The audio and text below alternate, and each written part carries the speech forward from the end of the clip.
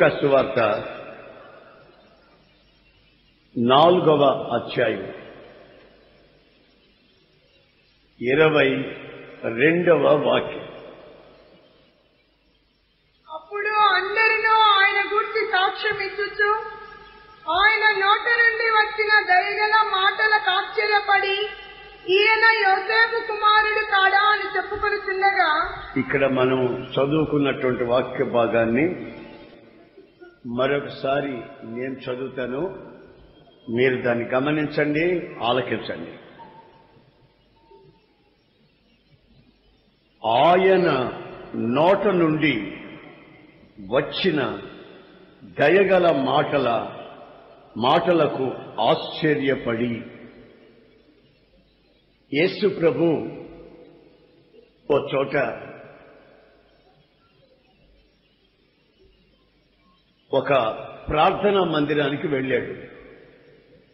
దానిని సెనగోగ్ అంటారు వాళ్ళ భాషలో, సమాజ మందిరము అంటారు బైబిల్ భాషలో.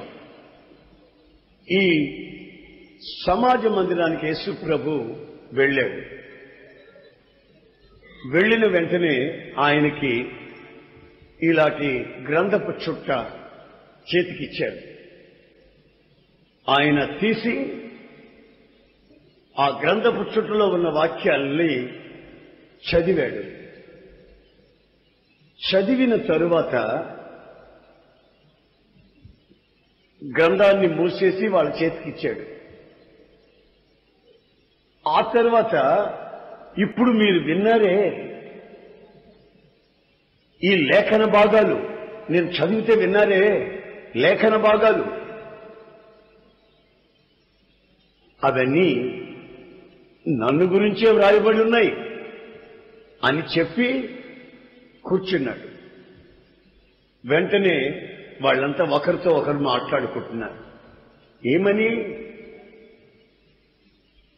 ఆయన ఇప్పుడు మాట్లాడాడే మాటలు, ఇవన్నీ ఎంత దయగల మాటలు అని ఆశ్చర్యపడిపోయారట. యేసయ్య మాట్లాడిన మాటలు విని ఆశ్చర్యపడిపోయారట. ఆయన చదివిన లేఖన భాగం యెషయా గ్రంథములో ఉన్న లేఖన భాగం. ఏమిటా లేఖన భాగాలంటే, నా మీద దేవుని ఆత్మ ఉన్నది, పేదలకి సువార్త ప్రకటించుటకు, చెరసాలలో ఉన్న వాళ్ళని విడిపించుటకు, దయ్యముల చేత పీడింపబడుతున్న వాళ్ళకి విడుదల కలుగు చేయుటకు, చీకట్లో ఉన్న వాళ్ళకి వెలుగు ప్రసాదించుటకు దేవుని ఆత్మ నా మీద ఉన్నది అని యెషయా గ్రంథంలో ఉన్న మాటలు చదివి, ఇప్పుడు ఈ యెషయా గ్రంథంలో రాయబడిన మాటలు కొన్ని వేల సంవత్సరాల క్రితం రాసినవి, అవన్నీ నన్ను గురించే రాసి ఉన్నాయి అని చెప్పి కూర్చున్నాడు. విన్న మనుషులందరికీ ఆ మాటలు దయగల మాటలుగాను, వాళ్ళని ఆశ్చర్యపరిచే మాటలుగాను, వాళ్ళకి విస్మయము కలుగు చేసే మాటలుగాను ఉన్నట్లు ఇక్కడ మనం చదువుతున్నాం. యేసు ప్రభు చాలాసార్లు ప్రవచన గ్రంథాలలో ఉన్న ప్రవచనాలంతా చెప్పుకుంటూ వచ్చాడు. కానీ కొన్నిసార్లు ప్రత్యేకించి కొన్ని మాటలు చెప్పడం ప్రారంభించాడు. ఆ మాటలు ప్రజలకి ఆశ్చర్యాన్ని కలుగు చేస్తూ వచ్చేట. మీకు ఇలాగే ఇంకొక మాట కూడా మీకు చూపిస్తాను నమూనా కొరకు. చదవండి మార్కు సువార్త 10:24. ఆయన మాటలకు శిష్యులు విస్మయం ఉందిరి. అందుకు యేసు తిరిగి వారితో ఇట్లనెను. చాలు. ఇప్పుడు మనం చదివిన మాట ఏమిటంటే, ఆయన మాటలకు శిష్యులు విస్మయం ఉందిరి. అంటే ఆయన మాటలు ఎక్కడ మాట్లాడినా ఆశ్చర్యాన్ని కలుగు చేస్తున్నాయి ఆయన మాటలు. ఆయన మాటలు ఎప్పుడు మాట్లాడినా అవి దయగల మాటలుగా కనిపిస్తున్నాయి. ఆయన మాటలలో ఉన్న ఆంతర్యం ఏమిటి? ఆయన మాటలకి అంత విలువ ఎక్కడి నుంచి వచ్చింది? ఆయన మాటల్లో ఉన్నది ఏమిటి? ఇప్పుడు దయగల మాటలు అని చదివాం, ఆశ్చర్యాన్ని కలుగు చేసిన మాటలను చదివాం. అక్కడ వాళ్ళు విన్న మాటలు ఏమిటో తెలిసిన, మార్కు సువార్తలో వాళ్ళు విన్న మాటలు ఏమిటో తెలిసిన ఒక యవనస్తుడు యేసు ప్రభు దగ్గరికి వచ్చాడు. ఒక గొప్ప ఐశ్వర్యవంతుడు అతను వచ్చాడు. అయ్యా, నిత్య జీవం పొందాలంటే నేనేం చేయమంటారు అని అడిగాడు. అప్పుడు యేసు ప్రభు అన్నాడు, అన్యాయమైన కార్యక్రమాలు ఏమి చేయకు, పేదలేని దయగలిగుండు, పరుల వస్తువుల మీద ఆశపడకు, అబద్ధాలు చెప్పకు, మోసాలు చేయకు, వ్యభిచరించకు అని చెప్తున్నాడు. అంతలో ఆ వ్యక్తి ఏమన్నాడు తెలుసా? అయ్యా బోధకుడా, మీరు చెప్తున్నవన్నీ నేను చిన్ననాటి నుండే అవలంబించిన వాణ్ణి. నాకిప్పుడు నిత్య జీవనం కావాలి. ఏం చేయాలో చెప్పండి, మీరు చెప్పాయని నేను చేస్తున్నాను అన్నాడు. అంతలో యేసు ప్రభు ఏమన్నాడు? నీ ఆస్తి అంతా అమ్ము, పేదలకు పంచి, అప్పుడు నీకు నిత్య జీవం వస్తుంది అన్నాడు. ఆడు ముఖం చిన్నబుచ్చుకుని కోప్పడి అనవసరంగా ఇతని దగ్గరికి వచ్చాను అనుకుంటూ వెళ్ళిపోయాడు. అప్పుడు యేసు ప్రభు నోరు తెరిచి ఒక మాట చెప్పాడు. తనతో ఉన్న వాళ్ళకి, ఐశ్వర్యవంతులు సుఖభోగాల మధ్యలో సాగిపోయేవాళ్ళు దేవుని రాజ్యంలో వెళ్ళడం, దేవుని రాజ్యానికి వెళ్ళడం దుర్లభం, వెళ్ళలేరు అన్నారు. అప్పుడు ఆయన మాట విని అక్కడున్నటువంటి శిష్యులంతా ఆశ్చర్యపడ్డారు. నిత్య జీవాల గురించినటువంటి మర్మాన్ని అక్కడ చెప్పాడు. తనను గురించినటువంటి పరిశుద్ధాత్ముడు వ్రాయించిన ప్రవచన భాగాలు అక్కడ వాళ్ళకి చూపిస్తూ వచ్చాడు.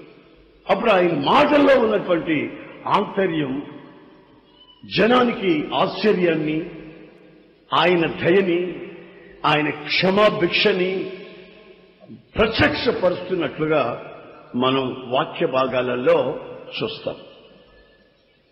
సాధారణంగా మనం యేసయ్య మాట్లాడిన 7 మాటలు ఎక్కడది సిలువలో 7 మాటలు 7 మాటలు 7 మాటలు 7 మాటలని మనం వింటూ ఉంటాం, చెబుతూ ఉంటారు. ఈరోజు ఎందుకో సిలువలో 7 మాటలు కాకుండా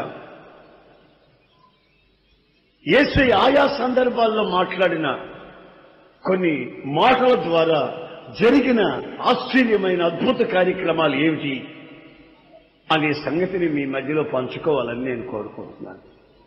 praise the Lord, praise the Lord, hallelujah. గమనించండి, ఇప్పుడు నేను చెప్పే మాటలు గమనించండి. 4:36లో, లూకా సువార్త 4:36లో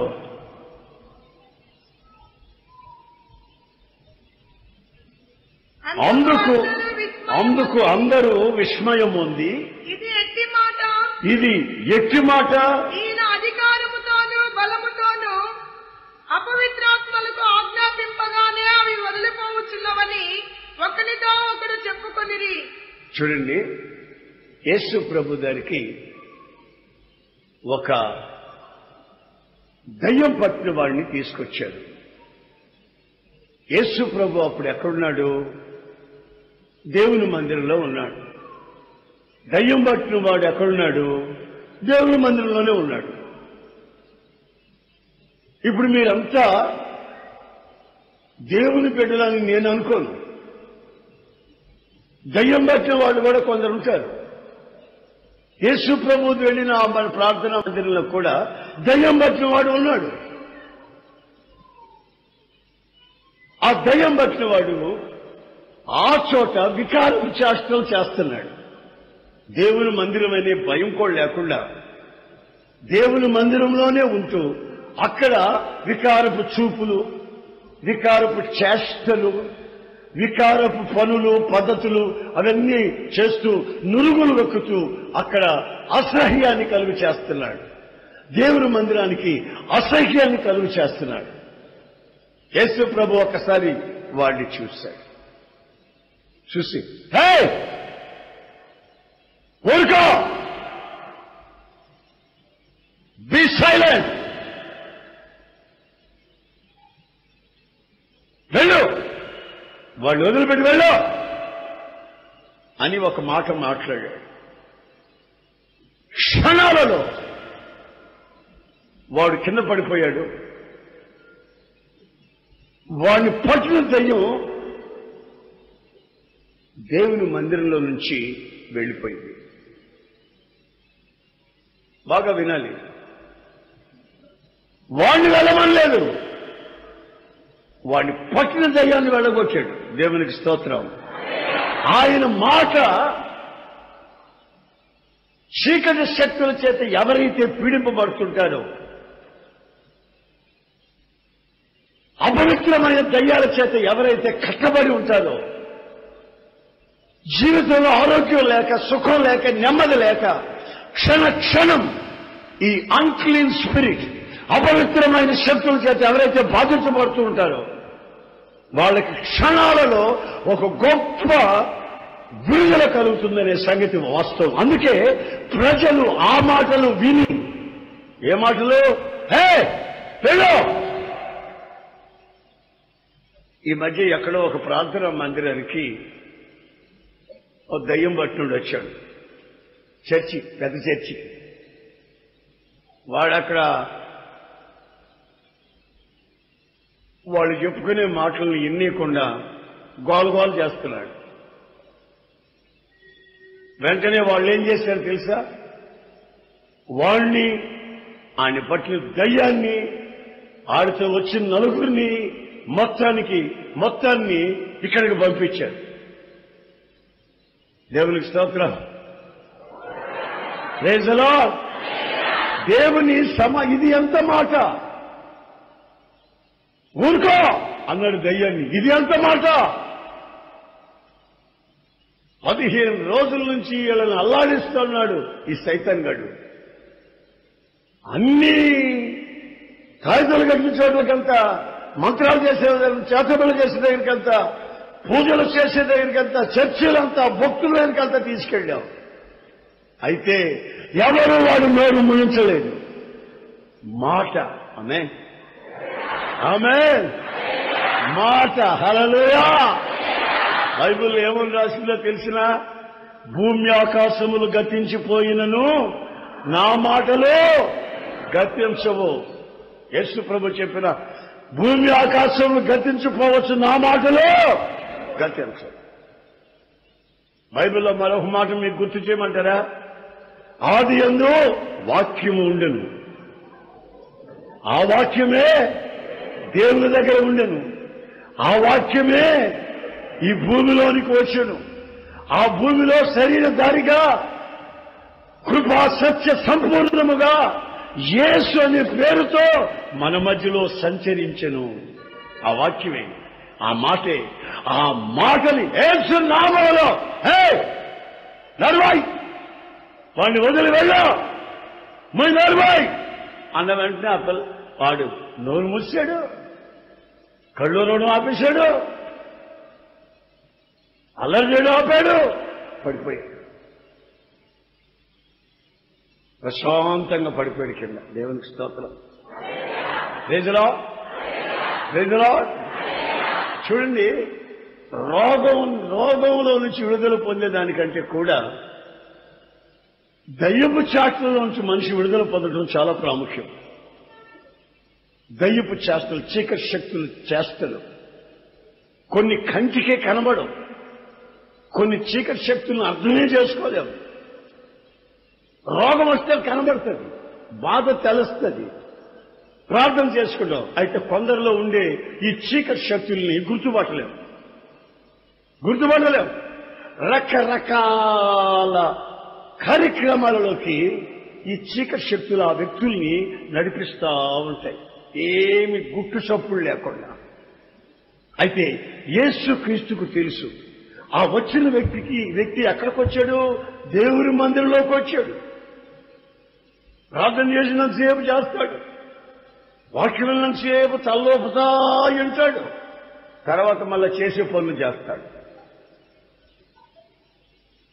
అందుకే యేసు ప్రభు అన్నాడు, హే నరుమోయ్,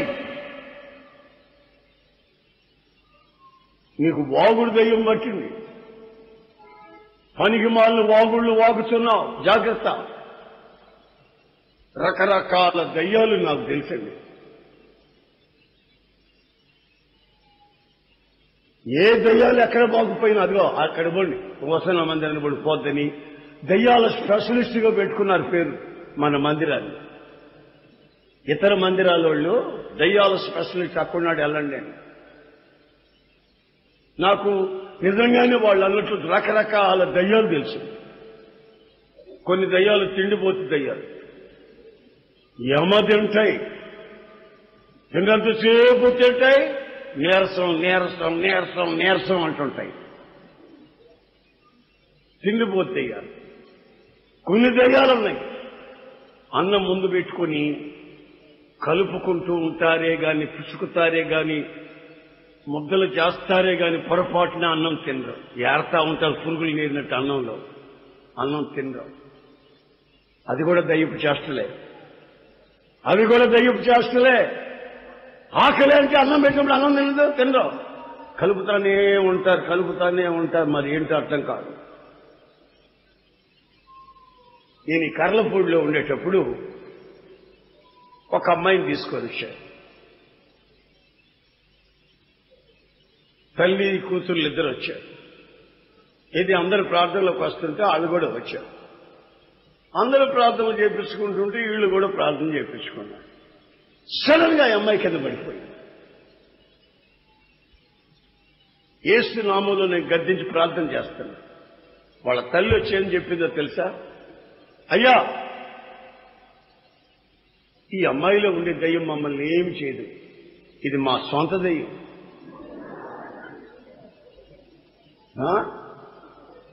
నాకు సొంత గేదెలు, సొంత కుక్కలు, సొంత సైకిళ్లు, సొంత రిక్షాలు, సొంత మోటార్ సైకిళ్లు తెలుసు కానీ, సొంత ఇళ్ళు, సొంత పొలాలు తెలుసు కానీ, ఏమంటే సొంత తోటలు ఉంటాయని తెలుసు కానీ సొంత దయ్యాలు ఉంటాయని నాకు తెలియదు. ఇది మా సొంత దయ్యం అయ్యా. అంటే ఏంటమ్మా? ఈ దయ్యం నా కూతుర్ని బట్టక మునుపు నాలో ఉన్నిందయ్యా, నాలోకి రాకముందు మా అమ్మలో ఉండేదయ్యా, మా అమ్మలోకి రాకముందు మా అమ్మమ్మలో ఉండేదయ్యా.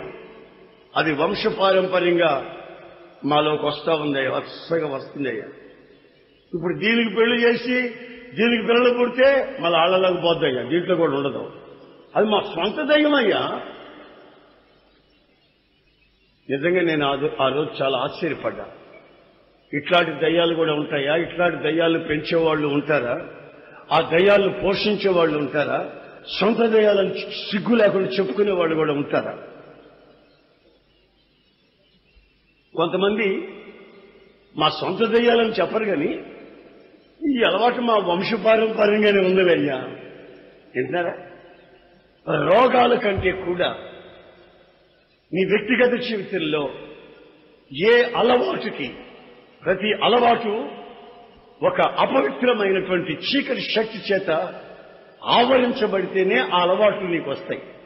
ఆ అలవాట్ల నుంచి నువ్వు విడుదల పొందాలంటే యేసయ్య దగ్గరికి రావాలి. ఆమేన్.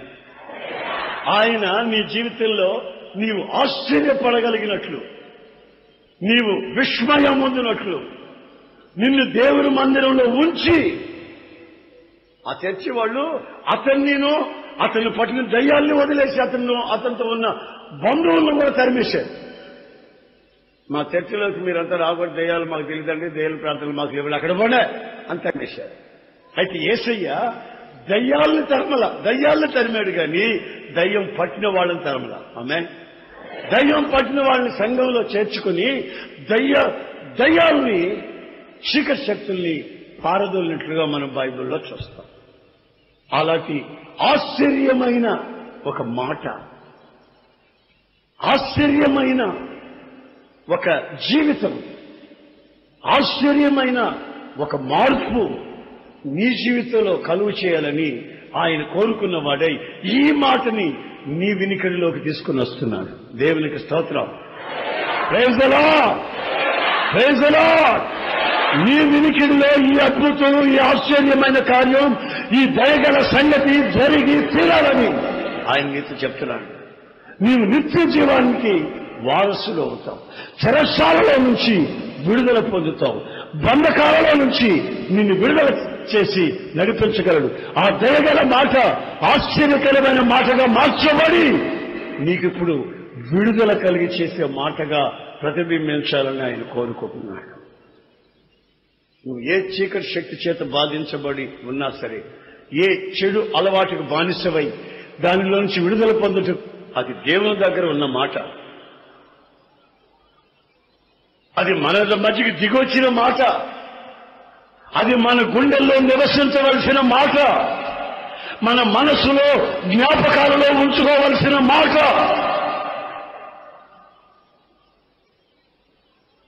ఆ మాటలు నువ్వు జ్ఞాపకం చేసుకున్నావనుకో, నీ పరిస్థితి ఎలా ఉంటుంది? మరొక మాటను మీకు గుర్తు చేస్తాను, చదవండి. మార్కు సువార్త 14వ అధ్యాయం 1472 72వ వాక్యం. వెంటనే రెండవ మారు కోడి కూర్చను గనుక కోడి 2 మారులు కూయక మునుపు నీవు నన్ను ఎరుగవునని ముమ్మారు చెప్పెదవని యేసు తనతో చెప్పిన మాట. యేసు తనతో చెప్పిన మాట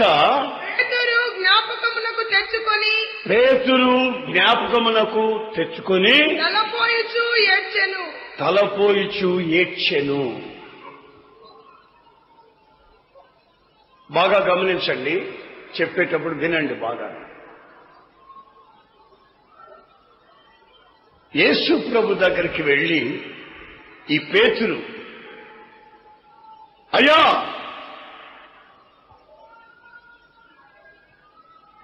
నిన్ను చంపేస్తారని తెలిసింది, మేమంతా చెదిరిపోతామని తెలిసింది.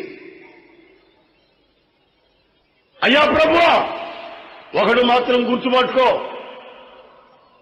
వీళ్ళంతా వెళ్ళిపోయినా సరే నిన్ను విడిచిపెట్టి నేను మాత్రం వెళ్ళను. అసలు నన్ను గురించి మీరేమనుకున్నారు? అందరిలాగా అనుకున్నారా? నేను ఒక ప్రత్యేకమైన మనిషిని. అందరిలాగా నన్ను అనుకోవద్దు. అందరు విడిచిపోయి వెళ్ళినా నేను వెళ్ళను అని ప్రభువుకు చెప్తున్నాడు. ప్రభు ఏమన్నాడు తెలుసా? పేతురు, కోడి 2 మారులు కుయ్యక మునిపే నీవు 3 సార్లు నన్ను ఎరగనని అబద్ధం చెప్తావు అని ప్రభు చెప్పాడు. అప్పుడు వెంటనే ఏం చేయాలి పేతురు? అయ్యా నేను అబద్ధం చెప్తానా బాబు? మీరు చేసిన మేళ్లన్నీ మర్చిపోతానయ్యా. అయ్యా నాకు ఇలా జరగకుండా నాకు సహాయం చేయ బాబు అని కాళ్ళు పట్టుకొని బ్రతిలాడి ప్రార్థన చేసుకొని, అయ్యా నిన్ను ఎరగనని అబద్ధం చెప్పి ఆ స్థితి నాకు రాకూడదు ప్రభు అని ప్రార్థన చేసి ఏడ్చి ప్రలాపించి యేసయ్య దగ్గర శక్తిని పొందాలా. అయితే ఇతను అలా చేయలేదు. ఏమిటి మీరు అనే మాట? 2 సార్లు కోడి కొయ్యకు మునుపు 3 సార్లు అబద్ధం చెప్తానా? చూస్తా ఉండండి, నా సంగతి ఏంటి తేలుస్తాను. నన్ను మీరు ఇంత తక్కువగా అంచనా వేశారని నేను అనుకోలేదు ప్రభువా. నన్ను గురించి ఇంత తక్కువ అంచనా వేశారా మీరు? అందరిలాగా అనుకున్నారా? అని అహంకారంగా గర్వంగా మాట్లాడాడు. అయితే ఏం జరిగిందో తెలుసా? యేసు ప్రభు యొక్క మాటని ఈయన అబద్ధాలు చెప్పిన తరువాత జ్ఞాపకం చేసుకున్నాడట. Amen. Praise the Lord, praise the Lord, praise the Lord. జ్ఞాపకం చేసుకున్నాడు. 2 సార్లు కోడి కూసింది, అప్పటికే ఈయన 3 సార్లు అబద్ధం చెప్పేశాడు. అంతలో సడన్ గా యేసయ్య చెప్పిన మాట గుర్తొచ్చింది. ఆ 13వ వాక్యంలో మీరు చూస్తారు ఆ మాటలు. ఇప్పుడు వదిలే, తర్వాత చూసుకోండి. యేసయ్య ఎప్పుడు చెప్పాడంటే 13వ వాక్యంలో చెప్తున్నాడు, ఇతను నా శక్తి ఏమిటో, నా భక్తి ఏమిటో, నా ప్రార్థనా జీవితం ఏమిటో, నా యథార్థత ఏమిటో నేను నిరూపిస్తాను, చూసుకోమన్నాడు. అహంకారం, గర్వం, తనను గురించినటువంటి తనకు ఓవర్ కాన్ఫిడెన్స్, తనను గురించి తనకే ఎక్కువ భక్తి మర్యాదలు ఎక్కువైపోయి మనిషి ముదిరిపోయాడు భక్తిలో. భక్తులు ముదరకూడదు. భక్తులు ఎప్పుడు లేతగానే ఉండాలి. భక్తి ముదరకూడదు. భక్తి భయభక్తి కలిగి ఉండాలి లేతగానే. భక్తి ముదిరిందనుకో పనికిరాదు. బెండకాయ ముదిరినా పనికిరాదు. బెండకాయ ఎట్లా కాస్తుందో తెలుసా? కిందకి కాయదు, పైకి కాస్తుంది. బెండకాయ ఎప్పుడు పైకి చూస్తా కాస్తుంది. అది ముదరకూడదు. పర సంబంధమైన మనుషులు ముదరకూడదు. భయభక్తి కలిగి ఉండాలి. భయముతో వణుకుతో రక్షణను కొనసాగించుకోవాలి. భయభక్తితో కాపాడుకోవాలి. నేను ప్రార్థనాపరుణ్ణి, ఉపవాసాలు ఉంటాను, ఈ మధ్య 40 రోజులు ఉన్నాను, ప్రభు అబ్బా రాత్రి బావుడు నాతో మాట్లాడుతూ ఉంటాడు. నేను ఏదైనా అన్నానంటే అట్లానే జరిగిపోతే దేవుడు ఆ వరం ఇచ్చేసాడు నాకు. అంత బడాయి మాటలు, బడాయి మాటలు, భక్తుల బడాయి అంటారు దీన్ని.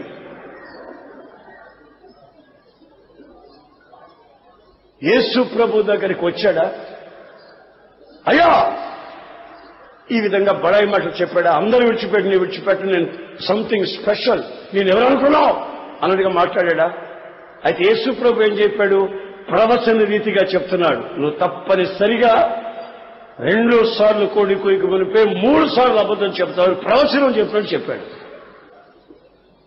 అలాంటప్పుడు నువ్వేం చేయాలా? వెంటనే లోబడాలి. అయ్యా ఏదో పొరపాటున వాగేశాను, పొరపాటున ఇది చేశాను, అయినా నా బలము, నా శక్తి, నా ప్రార్థన, నా భక్తి ఏమాత్రమండి, మీ శక్తి కావాలయ్యా అని కోరుకొని ఉంటే చాలా బాగుండేది. యేసయ్య చెప్పిన మాటలు ఎప్పుడు ఒప్పుకున్నాడో తెలుసు, ఎప్పుడు జ్ఞాపకం చేసుకున్నాడో తెలుసా? అబద్ధాలు 3 సార్లు చెప్పేసిన తర్వాత. యేసయ్య మాట ఎప్పుడైతే జ్ఞాపకం చేసుకున్నాడో, ఆ జ్ఞాపకం చేసుకున్న మాట తనకి పశ్చాత్తాపం కలుగు చేసింది.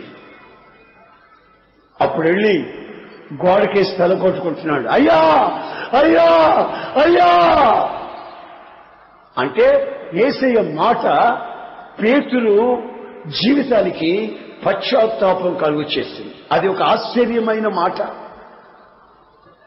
అది ఒక దయ కలిగిన మాట.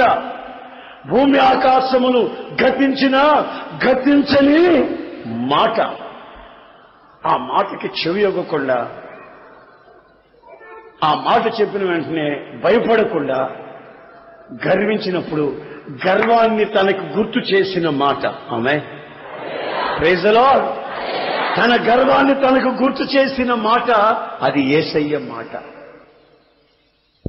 యేసయ్య దగ్గరకు వచ్చి చెప్పాడు, అయ్యా నువ్వు సావురా, నువ్వు సావడం నాకు ఇష్టలే, అందరూ చెదిరిపోతారని చెప్పావంటగా,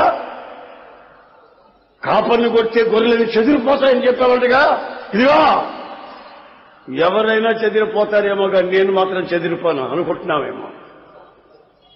యేసయ్య చెప్పాడే, అరే 3 సార్లు అబద్ధం చెబుతావురా బాబు నన్ను గురించి, కోడి 2 సార్లు కుయ్యకు మునిపే అని చెప్పాడే. అట్లాగే నాయనా నా ఆత్మీయ స్థితి అంతేనా, నా బలహీనత అంతేనా, నా భక్తి అంత ఇంతేనా? అలాగైతే అయ్యా నన్ను కాపాడయ్యా అబద్ధం చెప్పకుండా అని ఒక్కసారి అడిగుంటే ఎంత బాగుండేది. అడగలేదు. మహాగర్వం అని అబద్ధం చెప్తున్నాడు. కోడి కూసింది. కోడి కూసిన వెంటనే పేతురు జ్ఞాపకం చేసుకుంటున్నాడు యేసయ్య మాటలు. నా ప్రియమైన సహోదరులారా, ఇక్కడ చెప్పబడుతున్న యేసయ్య మాటలు మీరు మీ మనసులో పెట్టుకుని అప్పుడప్పుడు జ్ఞాపకం చేసుకుని ఆ ప్రకారం భయభక్తిగా నడిచారా ఈ మార్గంలో కొనసాగుతారు. దేవుని ఆశీర్వాదాలు నీకు గొడుగు పడతాయి. నీడలో ఆశీర్వాదాల నీడలో నువ్వు నడుస్తావు. లేదా నీ యొక్క విచ్చలవిడితనానికి నీవే జవాబు చెప్పుకోవలసి వస్తుంది. Praise the lord. యేసయ్య మాట దేవుని మందిరంలో ప్రవేశించి ఆ జబ్బులో ఉన్నటువంటి ఆ దయ్యపు చేసి పిడిపడుచున్న వాడిని విడుదల కలుగజేసి యేసయ్య మాట. నేను యేసు ప్రభు శిలువలో పలికిన 7 మాటలుగా చెప్పేది. సమాజ మందిరంలో ఒక రోజున పలికిన సందర్భాన్ని బట్టి పలికిన దయగల మాట. రెండోది నేను చెప్పాను, పేతురు ఆ మాటని ఏం చేశాడు చెప్పండి, జ్ఞాపకం చేసుకున్నా. ఏం చేశాడు? నోరు చెప్పండి. యేసయ్య మాటలు ఏం చేసుకున్నాడు? యేసయ్య మాటలు ఏం చేసుకున్నాడు? మనం ఏం చేసుకోవాలి? జ్ఞాపకం చేసుకోవాలి. వేసుకుంటే జరిగేది ఏంటో తెలిసిన మన ఫ్యూచర్ రాబోయే కాలం అంతా అది ఆశీర్వాదకరంగా ప్రతి నెల మీకు ఇవ్వబడుతున్న సందేశం జ్ఞాపకం చేసుకుంటే మీ బ్రతుకుల్లో మళ్ళా తప్పులు చేసి మళ్ళా పశ్చాత్తాపడి మళ్ళా తప్పులు చేసి మళ్ళా పశ్చాత్తాపడాల్సిన అక్కరేం లేదు. సాఫీగా నీ జీవితం ఆయన జ్ఞాపకాలలో నీవు విస్మయం పొందేటట్లు, నిన్ను చూసిన వాళ్ళు ఆశ్చర్యపడగలిగినట్టు ఆయన మాట నీ వ్యక్తిత్వంలో క్రియ చేస్తూ వస్తుంది. Amen. Praise the Lord. Praise the Lord. మరొక మాట కూడా బైబిల్లో చూస్తాం. చదవండి లూకా 24:8.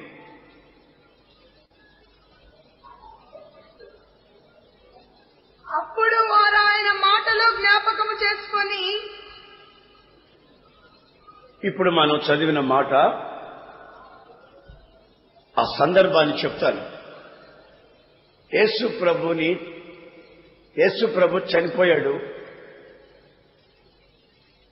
ఆయన్ని సమాధిలో పాతిపెట్టేశారు. ముద్రలు వేశారు.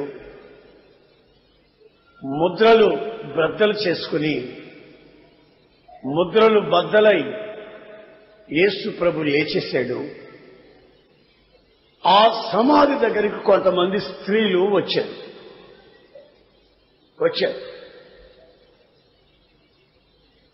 వచ్చి తెరవబడిన సమాధిని చూశారు. దేవదూత చెప్తున్న మాటలు విన్నారు. అప్పుడు ఆ స్త్రీలు ఆయన మాటలు జ్ఞాపకం చేసుకున్నారు. చప్పట్లు కొట్టండి గట్టిగా.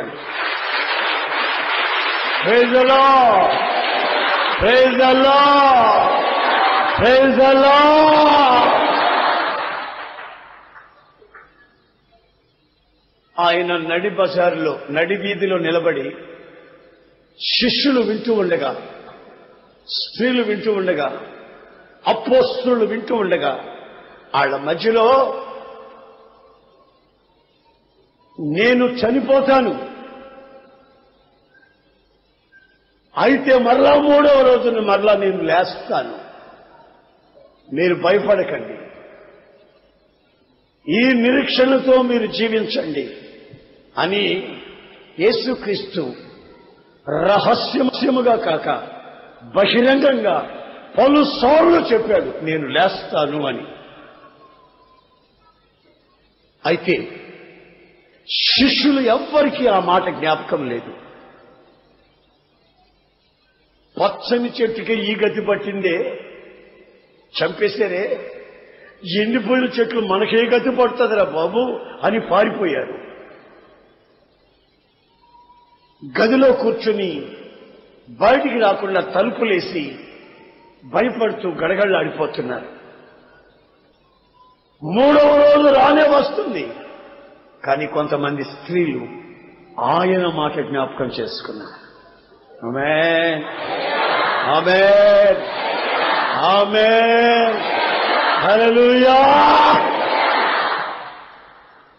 ప్రపంచంలో నేను ఎక్కడికి వెళ్ళినా సరే, ఏ దేశంలో అడుగుపెట్టినా, ఏ సంఘంలో అడుగుపెట్టినా, సంఘములో ఎక్కువ మంది ఎవరు ఉంటున్నారంటే స్త్రీలు ఉంటున్నారు. దీనికి కారణం ఏమంటారా? యేసయ్య మాటలు వీళ్ళు జ్ఞాపకం చేసుకుంటున్నారు. సభలు కొట్టాడు గట్టిగాదా? హల్లెలూయా. చూశారండి, ఎవరు జ్ఞాపకం చేసుకున్నారంటే యేసయ్య మాటలు? చెప్పండి, ఏమని చెప్పండి? స్త్రీలు. చెప్పిన మాటలు జ్ఞాపకం చేసుకునేది ఎక్కువగా స్త్రీలే, ఎందుకంటే వేరే పనులే ఉండవు కదా, అందుకని.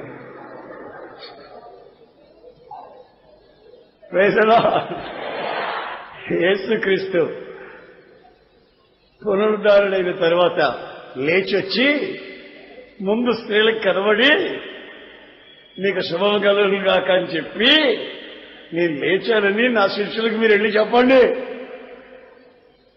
మీరే వీళ్ళు అక్కడ కనబడొచ్చు కదండి అయ్యగారు అంటే, నేను కనబడటం కాదులే, నేను కనబడితే నేను దయ్యమో పోతామో అనుకుంటారు వాళ్ళు. నా శిష్యులు నేను దయ్యాన్ని పోతామో అనుకుంటారు, ఎందుకంటే నేను లేస్తానన్న మాట్లాడ జ్ఞాపకం లేవు. మీరు జ్ఞాపకం చేసుకొని మీరు సమాధి దగ్గరకు వచ్చారు, అందుకే మీకే కనబడుతున్నా. మీరు వెళ్ళి వాళ్ళకి చెప్పండి. మీ మాట కాంక్రీట్ గోడలాగా, అది అబద్ధమే కానీ అది నిజమే కానీ, కాంక్రీట్ గోడలాగా అది పరుగులేసిన, సమ్మెట్లేసిన, మరాట్లేసి కొట్టినా కానీ అంత తేలిగ్గా పగలదు. అబద్ధమే చెప్పు, నిజమే చెప్పు. సంఘాన్ని 3 ముక్కలు చేయాలంటే 2 ఆడవాళ్ళు కాదు, 2 ఆడవాళ్ళు 3 ముక్కలు చేసేస్తారు సంఘాన్ని. సంఘాన్ని కట్టాలనుకున్నా ఆళ్లే. హల్లెలూయా. ఇంచుమించు మన హోసన్న మందిరాలు ఎక్కడ కట్టబడ్డా ఆ ప్రతి ఊళ్ళో ఏ ఒక్కరో 2 ఆడవాళ్ళు ముందు పూనుకుంటారండి. ఇక ఆడు పోగు చేస్తారు జనాన్ని. అప్పుడు నా దగ్గరికి వచ్చి కూటం పెట్టండి అసన్న గారు అంటారు. నేను కూటం పెట్టా. ఆ తర్వాత మగాళ్ళు వస్తారు, దూరంగా పట్టినట్టే ఉంటారు, ఖర్చు పెట్టాల్సి వస్తుందేమోనని. ఈ ఆడవాళ్ళు అయితే అట్లా కాదు, ఎంతో కొంత ఖర్చో గిర్చో ఏదైనా సరే కూటం పెట్టాలంటే పెట్టాల్సిందే. సమాధి దగ్గరికి వెళ్ళారు, యేసయ్య అక్కడ లేడు. వెంటనే స్త్రీలు అనుకున్నారు, ఆహా, ఆయన మనకు అక్కడ చెప్పాడు చూడు, బహిరంగ మీటింగ్ లో చెప్పాడు నేను మరలా లేస్తానని. అదిగో లేచాడు, మన యేసయ్య లేచాడు. ఇక మనకు దిగులు లేదు, మనకు విచారం లేదు, మనకి జీవిత సమస్య లేదు. ఆయన మనకు లేచాడు, చనిపోయి ఆయన బ్రతికే ఉన్నాడు. ఈ సంగతి మనం వెళ్లి శిష్యులకి వెంటనే చెప్పాలి. నిరీక్షణ లేని వాళ్ళకి నిరీక్షణ కలుగు చేసేందుకు యేసయ్య మాటలు మనము జ్ఞాపకం చేసుకోవాలి. అది ఆశ్చర్యమైన మాటలు. ఆమేన్. అవి విస్మయము చెందే మాటలు. హల్లెలూయా. భూమి ఆకాశాలు మారినా మారని మాటలు. హల్లెలూయా. అది దయగలిగిన మాటలు. ఆ మాటలు మనకు పశ్చాత్తాపాన్ని కలుగు చేస్తాయి. పేతురు జీవితానికి పశ్చాత్తాపాన్ని కలుగు చేశాయి. మన జీవితానికి అవి పశ్చాత్తాపాన్ని కలుగు చేస్తాయి.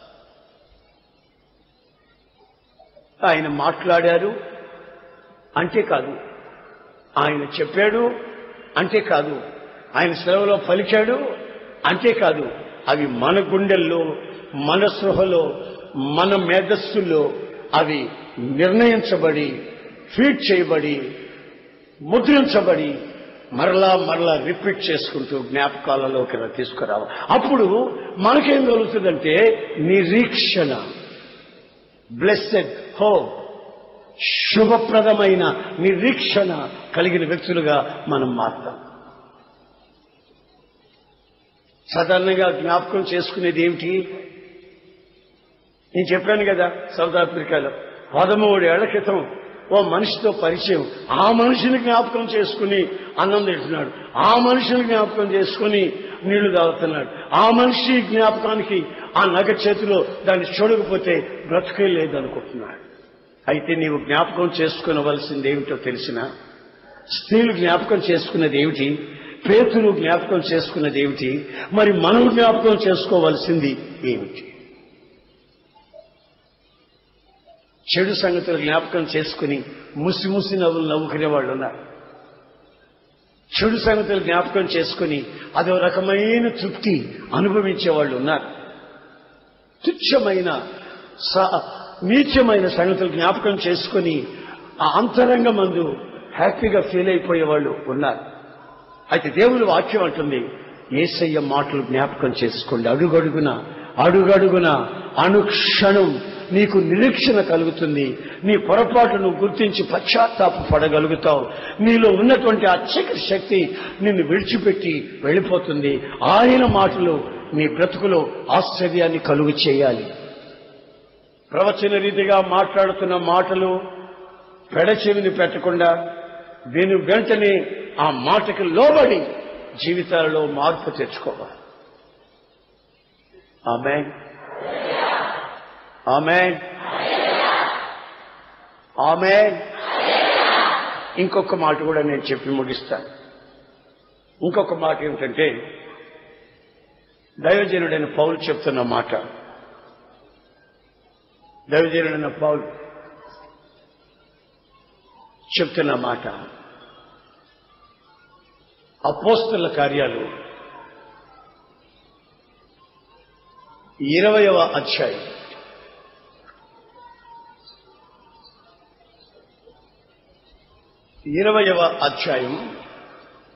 35వ వాక్యం.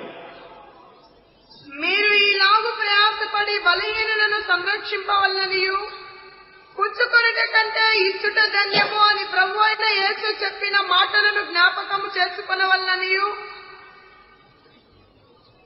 అన్ని విషయములలో మీకు మాదిరి చూపితునని చెప్పాను. ఓ దైవజనుడు చెప్తున్నాడు,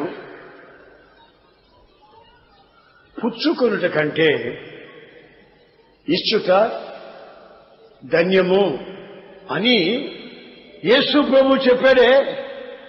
ఆ మాటను జ్ఞాపకం చేసుకుని మీరు ధన్యతని అనుభవించండి.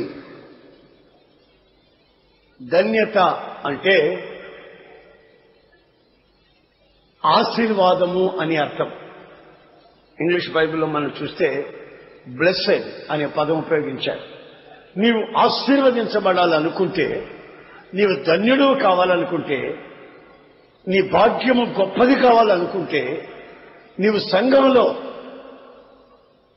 ఐక్యపరచబడి సంఘముతో ఏకీభవించి క్రీస్తు శరీరం అనే సంఘానికి అవయముగా ఆ ధన్యతని అనుసరించాలనుకుంటే ఆయన మాటలు జ్ఞాపకం చేసుకోండి. ఏ మాటలు జ్ఞాపకం చేసుకోమంటున్నాడో తెలిసిన? ఇక్కడ పుచ్చుకొనుట కంటే ఇచ్చుట ధన్యత. దేవుని కొరకు మనం ఇచ్చేటప్పుడు పుచ్చుకొనుట కంటే ఇచ్చుటయే ధన్యతగా భావిస్తూ ఆ ఇచ్చే విషయంలో మీ దాతృత్వాన్ని మీరు ప్రకటించగలిగినట్లుగా యేసయ్య మాటలు జ్ఞాపకం చేసుకో. యేసయ్య ఏం చెప్పాడు తెలుసా?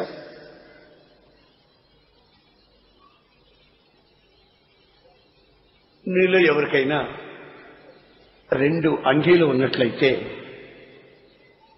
లేనివాడికి 1 అంగీ ఇవ్వండి. మీరు దేవుని దగ్గర పుచ్చుకున్నారు, మీరు దేవునికి ఇస్తున్నారా? ఇవ్వడంలో ఉన్న ధన్యత ఏమిటో యేసయ్య మాటలు జ్ఞాపకం చేసుకోమని దైవజనుడు చెప్తున్నారు. ఈ యేసయ్య మాటలు జ్ఞాపకం చేసుకున్నవాడు ఏం చేస్తాడంటే ఇస్తాడు. ఎవరైనా నిన్ను ఏదైనా అడగాలని, ఏదైనా కోరుకోవాలని దగ్గరకు వస్తే ఒక దిక్కులేని పరిస్థితిలో నీ స్నేహితుడు ముఖం తిప్పుకోకు, ముఖాన్ని చాటు చేసుకోకు. 1 మైలు దూరం నాతో రమ్మని అడిగితే 2 మైళ్ళ దూరం వెళ్ళు.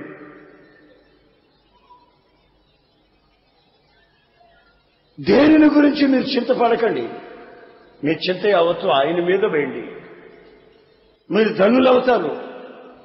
చివరిగా ఒక మాట చెప్పి నేను ముగించబోతున్నా, ఎందుకో చెప్పాలనిపిస్తున్నాను. మత్తయి సువార్త 26వ అధ్యాయం 26:44. ఆయన వారిని మరలా విడిచి వెళ్లి ఆ మాటలే చెప్పుచూ 3వ మారు ప్రార్థన చేశాను. చాలు. ఇప్పుడు గమనించండి, యేసు ప్రభువట గెత్సెమనే తోటలోకి వెళ్ళాడు శిష్యులతో. మీరు వెళ్ళి ప్రార్థన చేయండి, నేను అంత దూరాన్ని వెళ్ళి ప్రార్థన చేసుకుంటానని వెళ్ళిపోయాడు. ప్రార్థన చేశాడు, మళ్ళా వీళ్ళ దగ్గరికి వచ్చాడు. నిద్రపోతున్న వాళ్ళు మేల్కొల్పాడు. మరలా 2వ మారు వెళ్ళి ప్రార్థన చేశాడు. మరలా వచ్చి వీళ్ళు నిద్రపోతుంటే మేల్కొల్పాడు. మరలా 3వ మారు వచ్చి మొదట 2 సార్లు ఏమని ప్రార్థన చేశాడో ఆ మాటలే మరలా చెప్పడం ప్రారంభించాడు. ఆయన ఏ మాటలు చెప్పాడు, ఏ మాటలు పలికాడు, ఏ పరిస్థితిలో పలికాడు అని మనం దీంట్లో ఈ కాంటెక్స్ట్ లో మనం ఆలోచిస్తే, ఈ సబ్జెక్టులోకి వెళ్ళి మనం కొంచెం లోతుగా ఆలోచిస్తే ఆయన చెప్పిన మాటలు ఇక్కడ రాయబడి ఉన్నాయి. ఏమని చెప్పాడో తెలిసినా, ఏమని మాట్లాడాడో తెలిసినా, మోకరించి తండ్రి ఈ పాత్ర, ఈ శ్రమల పాత్ర నా నుండి తొలగించండి, ఆయనను నీ చిత్తమే సిద్ధించునుగాక. మరలా 2వ మారు మోకరించి నా తండ్రి ఈ పాత్రని, ఈ శ్రమల పాత్రని నా దగ్గర నుంచి తొలగించయ్యా, ఆయనను నా చిత్తము కాదు నీ చిత్తమే సిద్ధించునుగాక. మరలా మూడవసారి ఆయన ఈ మాటలే చెప్పుటకు ప్రారంభించాడు. ఆయన మాటలు ఏమిటి? ఆ మాటలు నీ చిత్తమే సిద్ధించును గాక, నా చిత్తము జరగకూడదయ్యా. ఎప్పుడు చెప్తున్నాడు?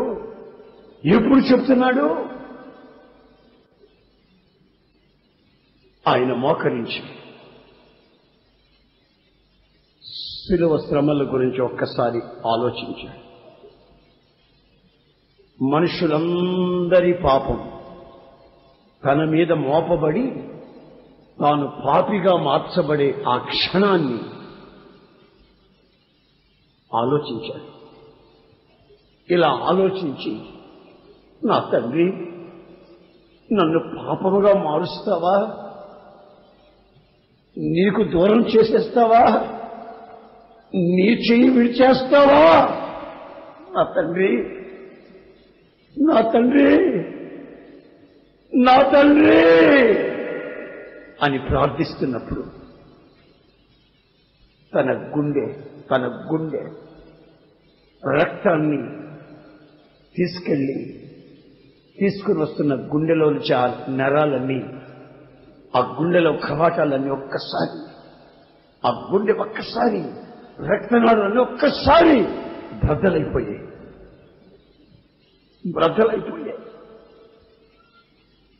గుండె పగిలి నరాలు పగిలిపోతున్నాయి. మెదడులో ఆ శ్రమల పాత్రను ఆలోచించి మెదడులో ఉన్న సున్నితమైన నరాలన్నీ తెగిపోతున్నాయి. అలా తెగిపోతున్నప్పుడు ఈ పాత్రను నా దగ్గర నుంచి తొలగించవా? అయినా నా చిత్తం కాదయ్యా, నీ చిత్తము అంటున్నప్పుడు రక్తము వెళ్లి చెమటతో కలిసిపోయింది.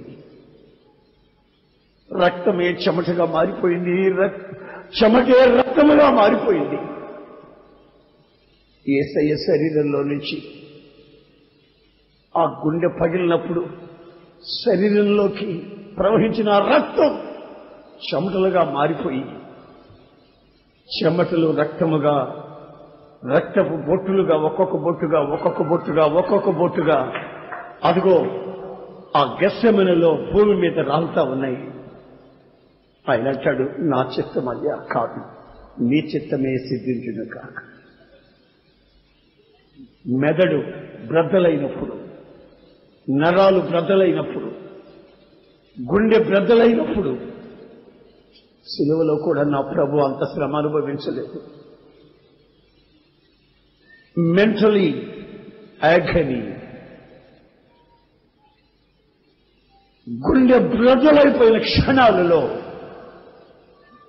ఆయన మూడవ మారు కూడా ఆ మాటలే అంటున్నాడు, నా చిత్తం కాదయ్యా, నీ చిత్తమే సిద్ధించును కాక.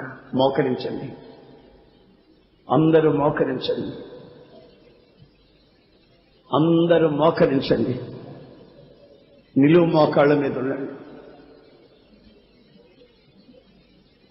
నా ప్రియమైన సహోదరులారా, నీ జీవితంలో భరించలేని శ్రమలు రావచ్చు. గుండె పగిలిపోతుందేమో అని నింద, అవమానం నీకు కలగవచ్చు. అందరు కళ్ళు మూసి ప్రార్థన చేయండి. కళ్ళుమై ఒక క్షణం మౌనంగా ఒక నిర్ణయానికి రండి.